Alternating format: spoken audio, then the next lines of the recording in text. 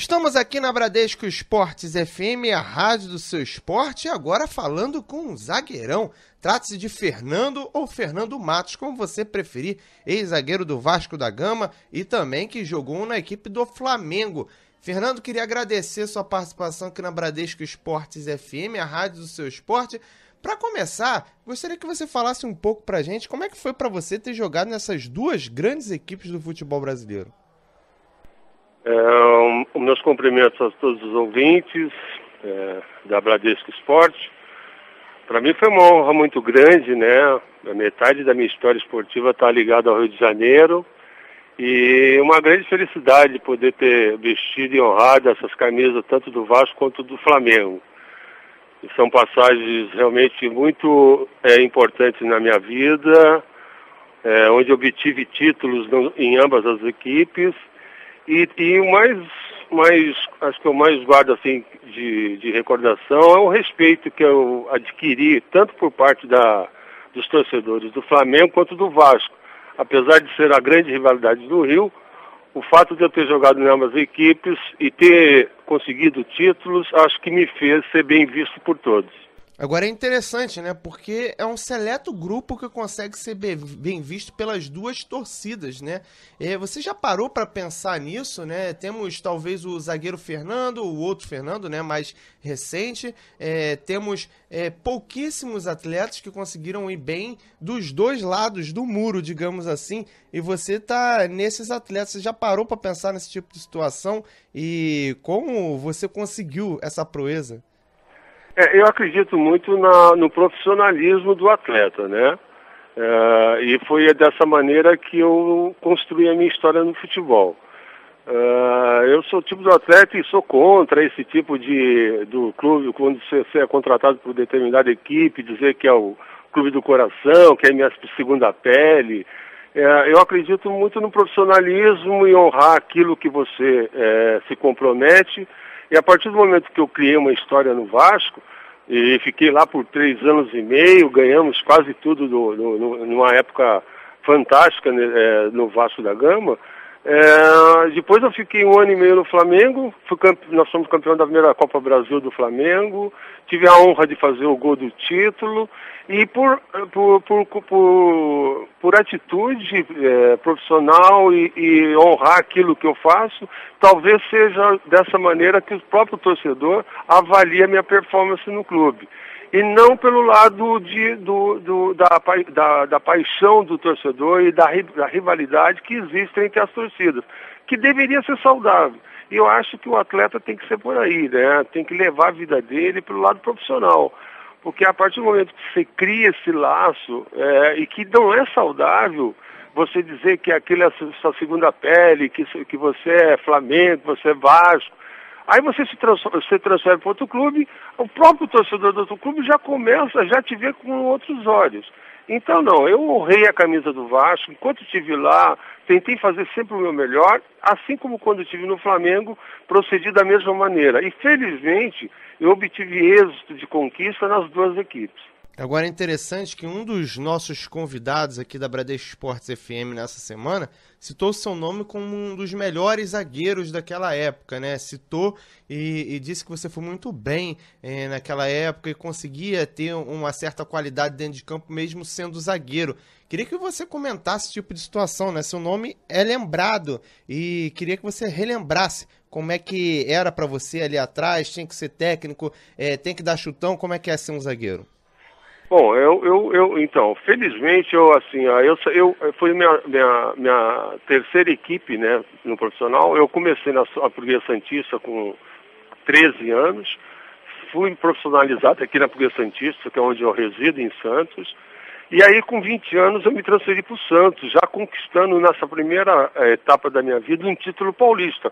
Mas era muito jovem ainda, deslumbrado com tudo aquilo que eu via, Serginho Chulapa, Pita, Paulo Isidoro, Rodolfo Rodrigues, jogadores que há pouco tempo eu estava na arquibancada batendo papo, eu estava já lá no meio. E após o título paulista, eu já me senti em condições de envergar a camisa titular. E só não disputei o título paulista pelo Santos em função de uma opção tática. Mas que aquilo mexeu muito comigo, eu era muito imaturo ainda para administrar uma reserva ou aceitar uma posição do técnico. E eu pedi que eu fosse transferido. Felizmente, a minha carreira começou realmente a ser vista quando eu saí de São Paulo e fui para o Rio de Janeiro, para o Vasco da Gama, onde de 86 a 89 nós disputamos 3 títulos com o Flamengo. Né? De 86 eu não pude disputar a final porque eu tive um rompimento de menisco. A 87 nós ganhamos, em 88 nós somos bicampeão carioca. E era um zagueiro que tinha muita facilidade de sair jogando, né? E tinha uma performance de bola aérea muito boa, fazia muitos gols. E a minha técnica foi sempre lembrada e vista pelo torcedor dessa maneira, além do habitual força, né, que a gente tem lá atrás, de fazer a parede para evitar que outros adversários fizessem nós. Então eu criei um nome muito forte no momento do futebol brasileiro, que era uma glória, né? Onde nós tínhamos Moser, Aldair, Mauro Galvão, nós tínhamos, Ricardo Gomes, vários jogadores que você podia selecionar quem que poderia jogar numa seleção brasileira. E eu tive a honra nesse período de estar aí e até no próprio Rio de Janeiro ser considerado um dos melhores zagueiros do Rio de Janeiro nessa época. Agora, Fernando, hoje em dia, faltam zagueiros que ousem ter técnica, ousem sair jogando, em vez de só dar chutão como a gente vê ultimamente? Olha, eu atribuo muito o futebol, é claro que as evoluções acontecem. Eu não gosto muito de ficar fuçando o baú, né? Eu acho que cada período, cada um constrói a sua história no futebol. E o tempo vai evoluindo. E você tem que acompanhar a evolução. Então, evoluiu muito a parte tática, evoluiu muito a parte física. Só que os espaços, consequentemente, diminuem dentro de campo e faz com que você tenha um tempo melhor de bola, né? Mas para isso existem as categorias de base, justamente para você aperfeiçoar o atleta que está nascendo para esse novo tempo, para ele se adaptar mais rapidamente ao futebol moderno, ao futebol que está se jogando. Eu acredito muito ainda a essa baixa qualidade, não somente as evoluções de parte física e táticas que comprometem até um pouco o jogador, porque nós fomos habituados sempre a jogar com a nossa técnica. Claro que existia uma organização de campo, mas sempre sobressaía a tua voluntariedade, a tua performance, dentro daquilo que o treinador pedia. Hoje é muito visto que o jogador, nós estamos buscando isso muito da Europa, que o jogador tem que obedecer aquilo rigorosamente, né? Então, eu acredito muito que essa fusão, essa transfusão de tempo e de mudanças faz com que o jogador perca um pouco da sua técnica para poder desenvolver o melhor futebol dele. Mas eu acho que isso é tempo, eu acho que há possibilidade sim, e claro, e deve prevalecer sempre a qualidade do atleta, principalmente o sul-americano, que nasce com essa condição, com esse talento, e a gente tem nas categorias de base um maior investimento, principalmente acompanhado de ex-jogadores que possam ter uma didática de poder passar aquilo que o futebol necessita para quem está nascendo para o esporte. Agora, Fernando, interessante que justamente quem decidiu o clássico na noite da quarta-feira foi um atleta que não é forte, que não é tido como um cabeceador nato, mas foi lá, estava na hora certa, no momento certo, meteu a cabeça na bola e empatou o jogo e classificou o Vasco da Gama. Mostra que nem só força define futebol, né, Fernando? Não, de maneira alguma. Eu acho que elas são equivalentes, né? E o futebol moderno exige hoje uma entrega absoluta de parte física, porque senão você não consegue jogar mais hoje. Não que na nossa época também nós não tínhamos isso, nós também tínhamos, mas nós tínhamos muito mais a liberdade de expressar dentro de campo a sua qualidade técnica. E você conseguia fazer grandes espetáculos, nossa, é fantástico. Pegar um Zico, pegar Júnior, pegar Roberto Dinamite, pegar Giovani. Pô, jogadores que você ia no Maracanã, você pagava sem reclamar. Então hoje você perguntar a um torcedor, assim, é difícil dele falar uma escalação do time dele.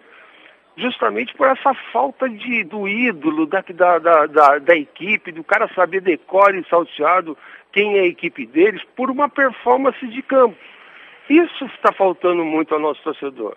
Perdeu-se muito isso em função desse modelo de futebol que nós temos hoje, mas que pode ser resgatado se nós fizermos investimento muito fortemente lá na base, onde a gente consegue dar ao jovem a qualidade que ele tem, não tirar, não impregnar nele o que se usa em cima, mas dar a ele o espaço necessário para o desenvolvimento do talento dele e adaptar o talento dele à regra do jogo, ou à tática do jogo. Aí sim nós poderemos pensar amanhã em ter uma condição de ir com gosto ao Maracanã, ao Morumbi, a uma Arena Corinthians, para poder ver grandes espetáculos.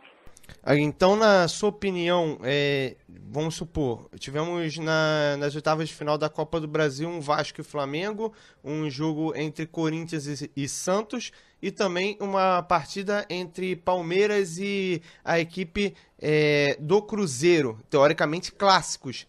Mas hoje pode ter valido a pena para o torcedor que pagou o ingresso para ver essas partidas ter ido lá para prestigiar, ou você vê um jogo feio apesar de tudo que envolve? Não, a paixão ela está acima de tudo, né? O torcedor, a gente está falando de uma visão, a minha visão de atleta, né? O torcedor ele é passional, ele vai para ver o time dele, seja em qual for a circunstância.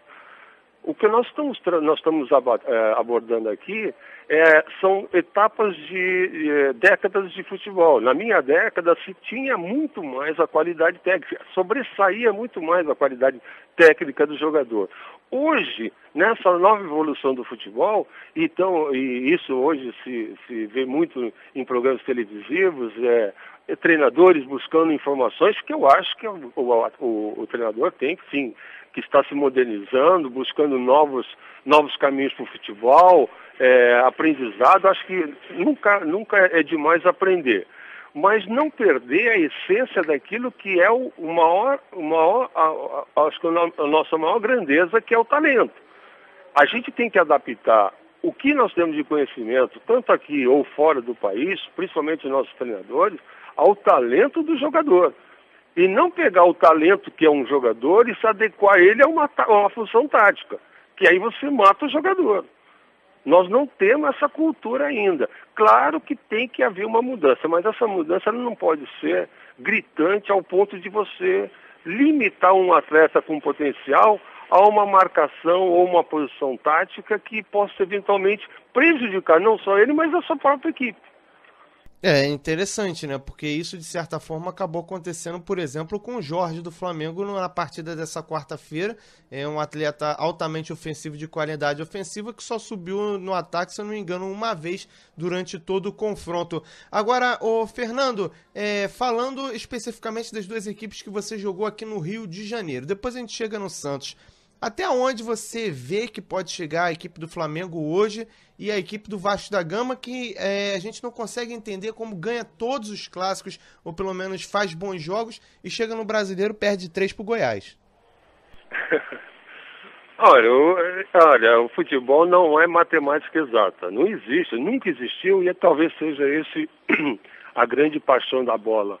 Porque por um momento ruim que tu atravessa, por uma falta de organização ou de um planejamento, ou por você ter montado uma baita de uma seleção e a coisa não andar, isso são situações atraentes do futebol. É isso que causa toda essa comoção no povo. Quando você pensa que a coisa está andando, a coisa não anda.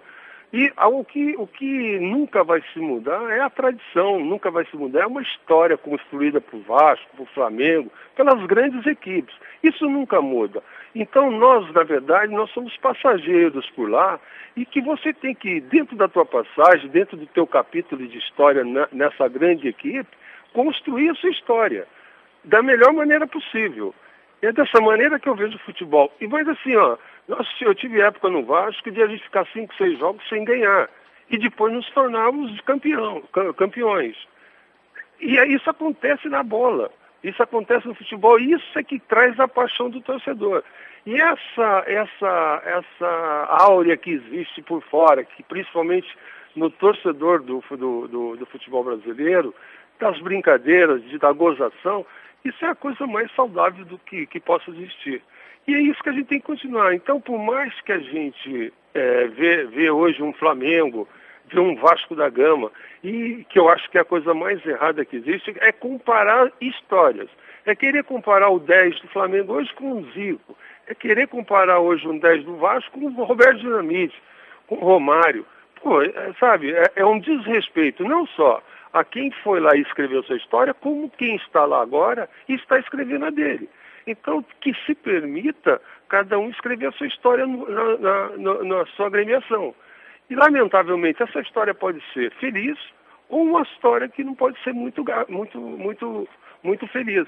E te permitir que o futebol ande. É assim que vai ser e é assim que será sempre o futebol brasileiro.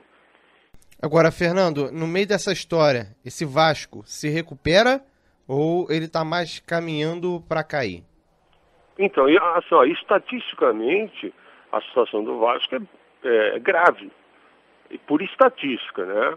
Porque, somados os pontos que ele fez no primeiro turno, ele teria que triplicar esses pontos, ou quase quadruplicar esses pontos, para chegar numa pontuação de não descenso.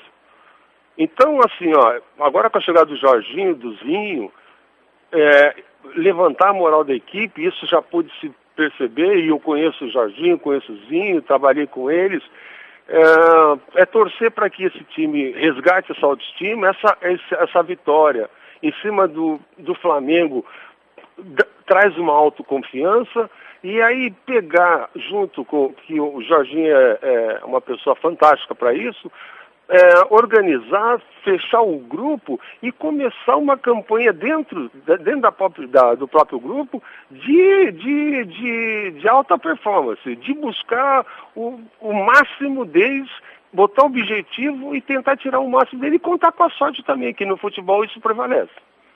Então, de certa forma, fazendo até uma brincadeira aqui, fingir que todo adversário é o Flamengo para conseguir o resultado, porque parece que contra o Flamengo o Vasco joga com raça.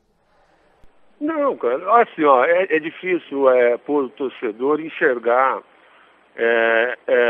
esse tipo de situação. Eu posso te garantir que não há jogador, eu não conheci na minha vida profissional um jogador que quando entra em campo deixa de tentar dar o seu melhor. O que existe é qualidade do atleta. O que existe é um dia feliz do atleta. Isso sim, o que existe é uma organização de campo tático. O que existe são esses fatores que determinam que um clube vença outro ou não. Quantas vezes nós não jogamos bem e vencemos? Quantas vezes tu jogava mal e perdia? Isso faz parte. O futebol ele é apaixonante por causa dessa matemática que não é exata. Mas que você tem que ter todos esses subsídios para você poder caminhar num sentido de errar o menos possível, esse é o caminho da vitória. Tá certo, Fernando. Queria agradecer a sua participação aqui na Bradesco Esportes FM, a Rádio do Seu Esporte. Fernando Matos, zagueiro do Vasco em 88 e teve outra passagem pelo Flamengo também. Queria agradecer a sua participação aqui na Rádio do Seu Esporte, deixar as portas abertas, né, aqui até para a gente poder falar um pouco mais de Vasco, numa outra oportunidade, e torcer, né, para que o Vasco possa se recuperar nessa competição aí. Obrigado, querido. Foi eu que te agradeço pela oportunidade de estar retornando em voz, mas com muita paixão ainda no Rio de Janeiro, e agradecer a torcida do Flamengo de poder ter honrado esse manto sagrado, agradecer a torcida do Vasco pela mesma performance, torcer muito para que o Vasco e Jorginho e Zinho façam um ótimo trabalho, tire o Vasco dessa situação, para que nós tenhamos aí sempre Vasco e Flamengo em alto padrão. Muito obrigado a todos, foi um prazer falar com vocês. Valeu, Fernando, brigadão, hein? Um abraço. Valeu.